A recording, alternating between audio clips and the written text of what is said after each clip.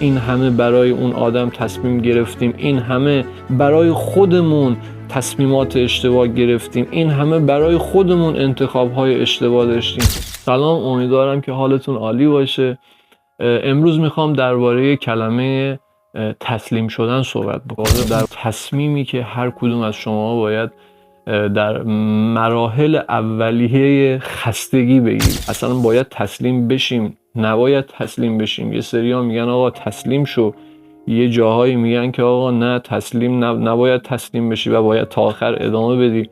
اینجا هستم تا این واژه رو به صورت مختصر درباره‌اش صحبت بکنیم و ببینیم داستان از چه قراره. لطفاً تا آخر ویدیو همراه من باشید. کلمه تسلیم شدن از زبان عربی از مصدر سلم گرفته شده که در واقع توی متون مذهبی مثل توی قرآن استفاده شده ازش. البته در زبان عبری هم از کلماتی مثل کانا، شاما خود که هم معنی تسلیم شدن هستش در واقع استفاده می شده. مثلا توی داستان ابراهیم که قرار بود اسحاق رو تسلیم خداوند بکنه، یعنی واگذار بکنه به خداوند، و این خود کلمه تسلیم شدن یعنی در واقع خود اون اتفاق تسلیم شدن، رها کردن، اطاعت کردن تاریخ بسیار قدیمی داره، مخصوصا در داستان‌های مذهبی و در دین بسیار استفاده می شده.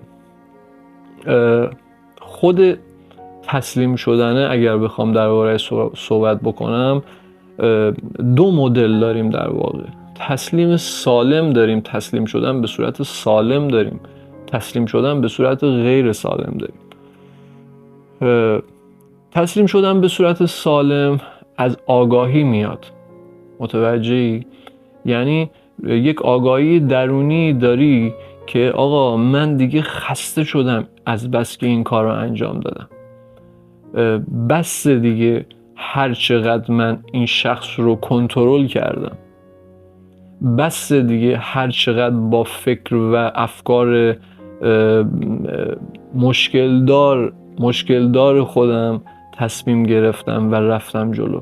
بهتره که تسلیم بشم و بهتره که رها کنم این شخص رو، بهتره که بسپارم به یک نیروی برتر، به یک نیروی برتر از خودم، به یک شخصی که بلده. متوجه؟ یعنی خود کلمه تسلیم شدن میتونی شما تسلیم یک نیروی برتر بشی، همینطوری که توی مذاهب و دین، توی قرآن و توی کتاب‌های آسمانی از کلمه تسلیم شدن درباره به این شکل صحبت شده که شما تسلیم یک نیروی برتر از خودت میشی، یک نیروی خارج از خودت میشی. اوکی؟ اون موقع است که میتونه همه چی برای شما برگرده. ولی یه وقتایی داریم تسلیم غیر سالم، یعنی شما این تسلیم شدن ناسالمه، احساس قربانی شدن به دست میده. شما با یک رفیقی، با یک دوستی، با یک شخصی ارتباط داری و فقط به خاطر اینکه نسبت به اون احساس ضعف داری و فکر میکنی بهتر از این شخص برای ارتباط گرفتن دیگه برات پیدا نمیشه، شما تسلیم اراده و خواسته های اون میشی، حتی اگر از درون احساس قربانی شدن به شما دست بده. متوجهی؟ وقتی تسلیم شدن سالم باشه، شما احساس شادمانی میکنی، شما احساس آرامش میکنی. ولی وقتی تسلیم شدن ناسالم باشه، شما احساس قربانی شدن به دست میده. شما احساس میکنی که هیچ راهی دیگه ای نداری جز این که الان من تسلیم خواسته این بشم. الان پسر من اومده گفته که آقا من پول میخوام برم مواد بزنم و من باید تسلیم بشم و بهش پولو بدم. الان پسر من داره، دختر من، شوهر من فلان مواد رو مصرف میکنه و سالهاست این کار رو داره انجام میده و سالهاست من دارم کنترلش میکنم، سالهاست گوشش رو میگیرم میفرستمش مثلا بره کمپ ترک اعتیاد بخوابه. نه، اینجاست که تسلیم شدن میاد وسط و شما باید تسلیم بشی. اگر بخوام درباره خودم بگم که من چجوری این تسلیم شدن رو تجربه کردم، هم سالمش رو تجربه کردم، هم ناسالمش رو تجربه کردم. من بارها و بارها کارهایی رو انجام دادم که شاید فقط باید کلنگ آخر رو میزدم، اما کلنگ آخریه رو نزدم و تسلیم شدم. اینجا تسلیم غیر واقعی، ناسالم اتفاق افتاده. تسلیمی که نباید تسلیم می شدم. متوجهی؟ یعنی اگر اونجایی که به شما میگن نه نباید تسلیم بشی، تا آخر باید ادامه بدی، یه وقتایی درسته. یه وقتایی شما اگر تا آخر ادامه میدادی میتونستی برنده قضیه باشی. ولی نه، یه وقتایی شما باید بیخیال بشی. حالا آقا من از کجا بفهمم که باید بیخیال بشم، تسلیم بشم یا تسلیم نشم؟ چطوری باید اینو تشخیص بدم؟ باور کنید مشخصه. باور کنید اگه یکم تجزیه تحلیل بکنید نسبت به اون قضیه‌ای که درش قرار دارید و براتون سوال شده که من الان باید تسلیم بشم یا نباید تسلیم بشم، باور کنید یه مقدار اگه تجزیه تحلیل کنید متوجه میشید که باید تسلیم بشه یا تسلیم نشید. متوجهی؟ ببینید شما سالها امکان داره، سالها، ماها و مدتها تو یک مسئله‌ای دارید دست و پا میزنید، تو یک رابطه‌ای دارید دست و پا میزنید، در رابطه با دخترتون، در رابطه با شوهرتون، همسرتون، در رابطه با عزیزتریناتون. یک مسئله‌ای هستش که شما هی دارید باهاش کشتی میگیرید، هی دارید دست و پا میزنید که آقا من باید باعث بشم که اون شخص اون تصمیم رو بگیره، من باید این کار رو اینقدر انجام بدم تا اون این مواد رو ترک کنه، من اینقدر گوشتو میگیرم میفرستمت کمپ تا تو ترک کنه. نه اینجوری نیست، اصلا اینجوری نیست. شما در واقع باید رها کنید. بسته دیگه، هر چقدر کنترل افراطی انجام دادی. تا حالا به این فکر کردی که اگه یه نفر باشه زندگی خودت رو از دور کنترل کنه و بیاد نسبت به زندگی و انتخابا و تصمیمایی که شما باید برای زندگیت بگیری تصمیم گیری کنه، انتخاب کنه و به زور به شما این داستان رو القا کنه، چه حالتی داری، چه حسی داری وقتی که یک نفر دیگه به جای شما تصمیم بگیره، انتخاب کنه؟ چقدر بده، چقدر احساس زندانی بودن داری. حالا فکر کن همین کار رو شما داری برای یک نفر دیگه انجام میدی، نسبت به یک نفر دیگه انجام میدی و نه تنها داری حال اون رو بد میکنی، بلکه از همه مهمتر اول از همه حال خودتو داری بد میکنی. متوجهی؟ و اینجاست که باید اون تسلیم شدن تیک بخوره. خود من کامران از 18-19 سالگی دنبال هر راهی رفتم فقط برای اینکه پولدار بشم، فقط برای اینکه پولدار بشم. یک دفعه هم فکر نکردم که آیا تو این مسیرهایی که من قرار گرفتم برای پول در آوردن، برای پولدار شدن، برای رسیدن به اون هدفها، حالم خوب هست؟ میدیدم حالم بده، اما باز میخواستم انجامش بدم، باز میرفتم سراغ کارهایی که شاید اصلا دوستشون نداشتم، اصلا دلم نمیخواست انجام بدم. اتفاقا بعضی وقتا ما قرار میگیریم که اون جایی که میگیم برای اینکه امروز خودمون رو نجات بدیم باید این جملات هست در یک سری جایی که من رفتم و شنیدم، برای اینکه امروز ما به اهدافمون برسیم، به اون چیزایی که دلمون میخواد برسیم، باید کارهایی بکنیم که دوستش نداریم. کی گفته؟ کی این حرف رو زده؟ شاید جامعه و اجتماعی که ما امروز توش هستیم خیلی ها دارن این کار رو انجام میدن، خیلی ها دارن برخلاف میل باطنیشون یه سری کارها رو زندگی میکنن، یه سری کارها رو انجام میدن، یه سری رفتارها رو انجام میدن، یه سری جا تسلیم نمیشن، یه سری جا تسلیم میشن برخلاف میل باطنی. اما قرار نیست من این کار رو انجام بدم. درستش اینه که دوستان ببینی مأموریت، این رو بفهمی که مأموریت شخصیس شما چیه. میفهمی چی میگم؟ درستش اینه که بدونی تو برای چی اومدی. پس اگر من بخوام درباره کلمه تسلیم شدن یک بار دیگه بهتون گوشزد کنم، باور کنید یه مقدار اگه خودتون رو تجزیه تحلیل کنید، خیلی چیزا هست که دیگه باید تسلیم بشید. بس دیگه هر چقدر مواد مخدر مصرف کردم، بس دیگه هر چقدر چه میدونم دنبال ناموس مردم رفتم و بس دیگه هر چقدر توی من کسایی رو داشتم و فقط طرف میگم من فقط دنبال زنیم که شوهر داشته باشه، فقط با اون زنا حال میکنم، عشق میکنم، لذت میبرم، میتونم یک رابطه جنسی به اصطلاح قابل قبول برای خودم داشته باشم. بس دیگه تسلیم میشم. متوجه؟ البته کسایی که توی اون درجه هستن اونها اصلا نیاز به یک چیزهای دیگه، به یک مدل داستانهای دیگه ای دارن که اصلا فعلا نمیشه اینجا دربارش، توی اون لولی نیستیم که بخوایم دربارش صحبت بکنیم.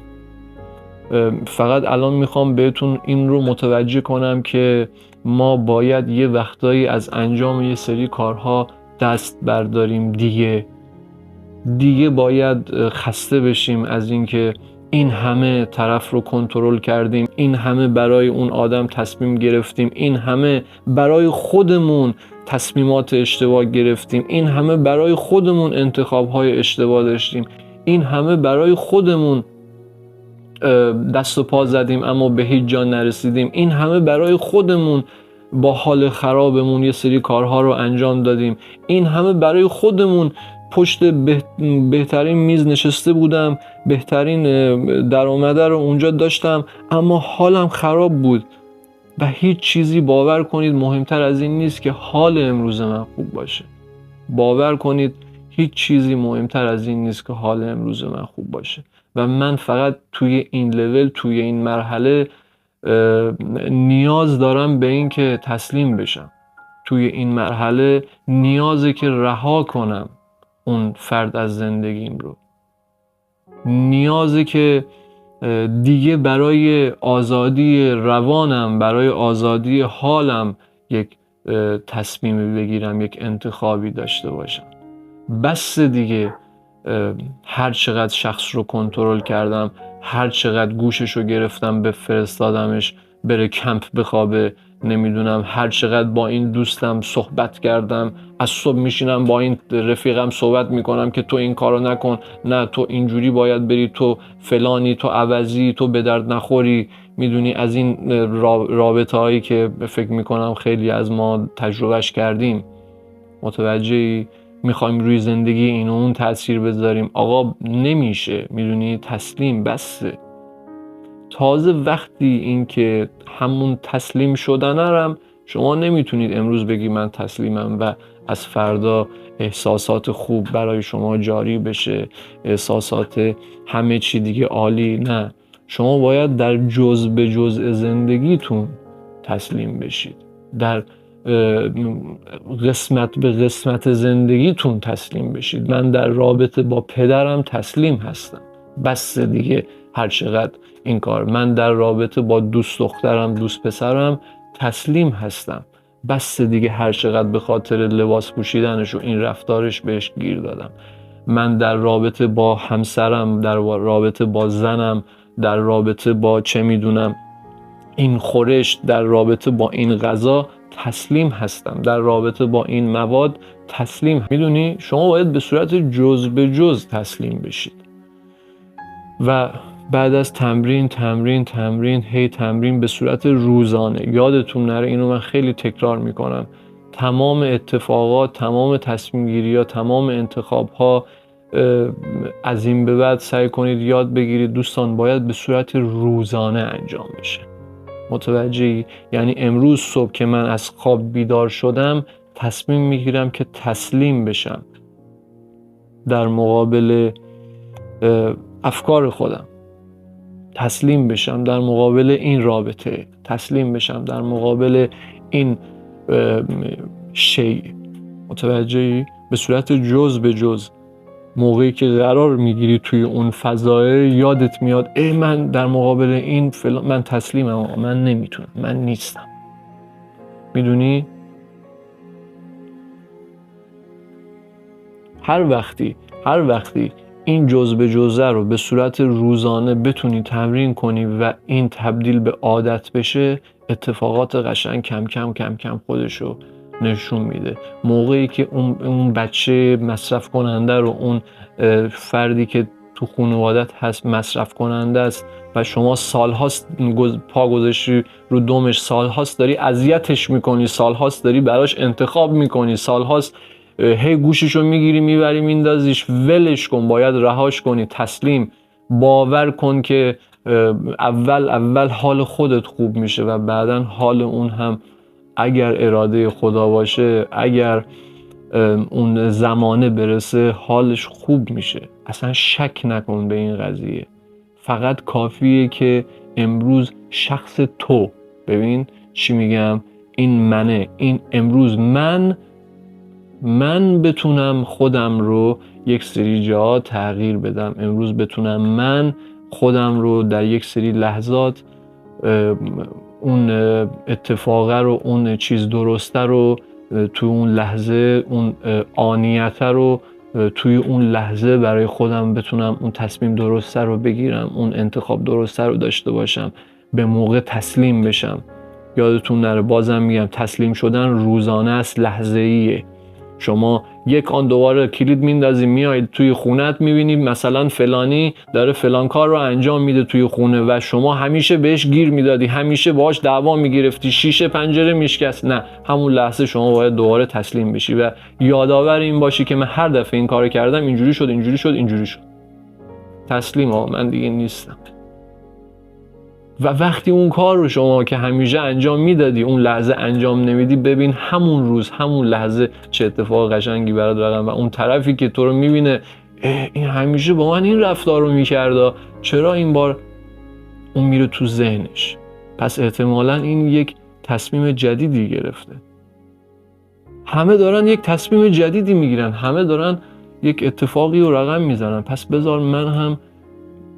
این دینگه میخوره تو ذهن طرفش. اگر اولین بار نخوره، دومین بار نخوره، مطمئن باشی یه جا از این دفعات اتفاق انجام میشه. امیدوارم که اون به اصطلاح لپ مطلب رو بهتون رسونده باشم. امیدوارم که پیام خداوند از دهان من برای شما جاری شده باشه. خیلی دوستتون دارم. تمام هدف من توی این ویدیوها اینه که بتونم به شما کمکی کنم. همینطوری که توی ویدیوهای قبلی گفتم، احساس میکنم، فکر میکنم که رسالت زندگی من این باشه که تمام این تجربه، تمام این چیزایی که یاد گرفتم و فهمیدم رو باهاتون در میون بذارم. و از خداوند برای تک تک شماهایی که این ویدیو رو میبینید میخوام که رسالت و مأموریت زندگیتون رو پیدا کنید، چون فقط اونجاست که حال شما خوبه.